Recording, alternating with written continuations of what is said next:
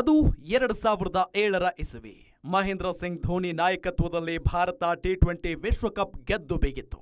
ಅದೇ ಸಮಯದಲ್ಲಿ ಬಿಸಿಸಿಐ ತಲೆಗೆ ಒಂದು ಐಡಿಯಾ ಹೊಳೆಯಿತು.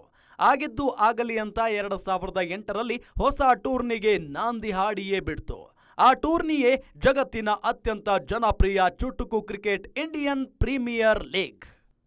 2008ರಲ್ಲಿ ಸ್ಟಾರ್ಟ್ ಆದ IPL ಟೂರ್ನಿ 18ನೇ ಆವೃತ್ತಿಗೆ ಕಾಲಿಟ್ಟಿದೆ.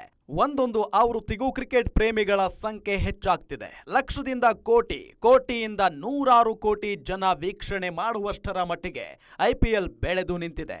ಜಗತ್ತಿನ ಬೇರೆ ಯಾವ ವೃತ್ತಿಪರ ಕ್ರಿಕೆಟ್ ಟೂರ್ನಿಗೂ ಇರದ ಜನಪ್ರಿಯತೆ ಈ IPL ಟೂರ್ನಿಗಿದೆ.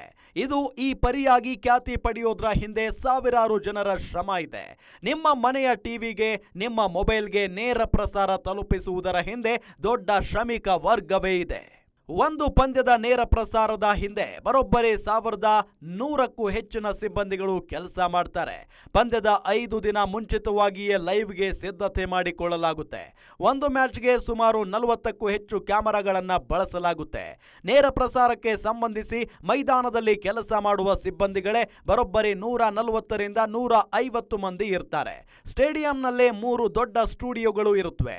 10ರಿಂದ 12 ಭಾಷೆಯ ಆಂಕರ್ಗಳು, 170ಕ್ಕೂ ಹೆಚ್ಚು ವಿವರಣೆಕಾರರು, 700ಕ್ಕೂ ಹೆಚ್ಚು ತಾಂತ್ರಿಕ ಸಿಬ್ಬಂದಿಗಳು ಕೆಲಸ ಮಾಡ್ತಾರೆ. ನೇರ ಪ್ರಸಾರದ ಹಿಂದಿನ ಕತೆ. ಪಂದ್ಯ ನಡೆಯುವಾಗ ಮೈದಾನದಲ್ಲಿ 40 ಕ್ಯಾಮೆರಾಗಳು ಕೆಲಸ ಮಾಡುತ್ತವೆ. ಸುಮಾರು 150ರಿಂದ 200 ಸಿಬ್ಬಂದಿಗಳು ಕೆಲಸ ಮಾಡ್ತಾರೆ. 40 ಕ್ಯಾಮೆರಾಗಳಲ್ಲಿ 4 ದಿಕ್ಕುಗಳಲ್ಲೂ 10 ಮುಖ್ಯ ಕ್ಯಾಮೆರಾಗಳಿರ್ತವೆ. LBW ಕ್ಯಾಚ್ ರನ್ಔಟ್ಗಳ ಪರಿಶೀಲನೆಗೆ 6 ಆಕ್ಷನ್ ರಿಪ್ಲೇ ಕ್ಯಾಮೆರಾಗಳು ಇರುತ್ತವೆ. ಒಂದು ಬದಿಯಲ್ಲಿ 2ರಂತೆ 2 ಕಡೆ 4 ಸ್ಟಂಪ್ ಕ್ಯಾಮೆರಾಗಳನ್ನು ಅಳವಡಿಸಲಾಗಿರುತ್ತೆ. ಸ್ಟೇಡಿಯಂ ಸುತ್ತಲಿನ ಪರಿಸರ, ಅಭಿಮಾನಿಗಳ ಓಡಾಟ ಕವರ್ ಮಾಡಲು 2 ಡ್ರೋನ್ ಹಾರಾಡುತ್ತಿರುತ್ತವೆ. ಬಾಲ್ ಸಿಗುವ ದಿಕ್ಕು ಟ್ರ್ಯಾಕ್ ಮಾಡಲು 2 ಅಂಪೈರ್ ಕ್ಯಾಮೆರಾ, ಇಡೀ ಸ್ಟೇಡಿಯಂ ಸುತ್ತ ಬೌಂಡರಿ ಲೈನ್ ಪಕ್ಕದಲ್ಲಿ ಸುತ್ತಾಡಲು 2 ಬಗ್ಗಿ ಕ್ಯಾಮೆರಾ, 2 ಹಾಕ್ ಐ ಕ್ಯಾಮೆರಾಗಳು ಕೆಲಸ ಮಾಡುತ್ತವೆ. ಫ್ಲಡ್ ಲೈಟ್ ಕಂಬಕ್ಕೆ ಅಳವಡಿಸಿರುವ ಒಂದು ಸ್ಪ್ರೈಡರ್ ಕ್ಯಾಮೆರಾ ಸೇರಿದಂತೆ ಇನ್ನು 10 ಇತರೆ ಕ್ಯಾಮೆರಾಗಳು ನೇರ ಪ್ರಸಾರದಲ್ಲಿರುತ್ತವೆ.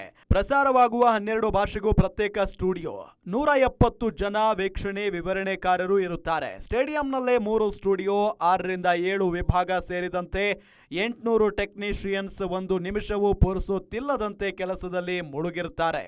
ಮ್ಯಾಚ್ ಸ್ಟಾರ್ಟ್ ಆಗೋಕ್ಕೂ 5 ದಿನ ಮುಂಚಿತವಾಗಿ ಕ್ಯಾಮೆರಾ ಹಾಗೂ ಮೈಕ್ಗಳನ್ನು ಅಳವಡಿಸಲಾಗುತ್ತೆ. 12 ಭಾಷೆಗಳಲ್ಲಿ 170 ವೀಕ್ಷಣೆ ವಿವರಣೆಕಾರರು ಹಾಗೂ ನಿರೂಪಕರು ಭಾಗಿಯಾಗ್ತಾರೆ.